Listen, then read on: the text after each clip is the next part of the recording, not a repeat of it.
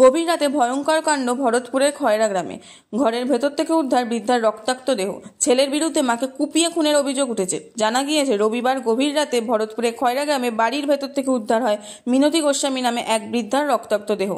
ছেলে রঘুনাথ গোস্বামীর বিরুদ্ধে খুনের অভিযোগ উঠেছে। স্থানীয়দের দাবি, ছেলে রঘুনাথ গোস্বামীর সাথে মা মিনতি গোস্বামী ওই বাড়িতে থাকতেন। রাতেই পুলিশ দেহ উদ্ধার করে ময়না তদন্তের জন্য পাঠায়। আটক করা হয়েছে অভিযুক্ত ছেলেকে। ও তো মিষ্টি না কারোর সঙ্গে গ্রামে। আচ্ছা, ও তো ওটা ব্যবসা নিয়ে পড়ে থাকতো দিন রাত।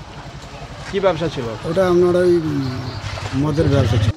আমরা যখন দেখতে গেলাম তখন আপনার ওই 12:30 ওই যে পড়ে আছে দেখলাম। যে আমি জানতে পারলাম যে রাত্রিবেলাও ধরো আমাদের এই ছাদ দিয়ে উঠে আমাদের উঠুন গিয়ে ধপ করে পড়েছে।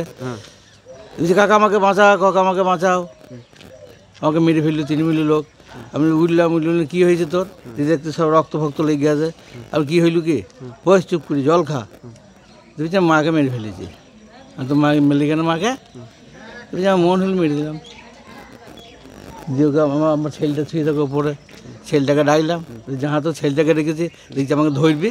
ও বাধ্যতা খুলে ধরি পালিয়ে গেল। দিয়ে আমরা আবার আমি ছেলে আমার স্ত্রী উঠে দেখলাম যে বাবারে ওই যে তার যেমন তালা দেওয়া আছে এরকম তালা দেওয়া আছে, তাহলে ঢুকতে পারলাম না। দেখুন তো এই পাশের বাড়ির লোক, এই পাশের বাড়ির সব লোককে ডাকলাম, দিকে মই বার করলাম, দিয়ে সিঁড়ি দিয়ে উঠলাম, উঠে দেখছি ভেতরে তালা দেওয়া আছে আর উনি একদম অচৈতন্য অবস্থায় পড়ে আছে। স্থানীয়দের দাবি, মানসিক চিকিৎসা চলছিল অভিযুক্ত ছেলের। কি কারণে এমন ঘটনা ঘটালো ছেলে, তা জানার জন্য তদন্তে নেমেছে পুলিশ।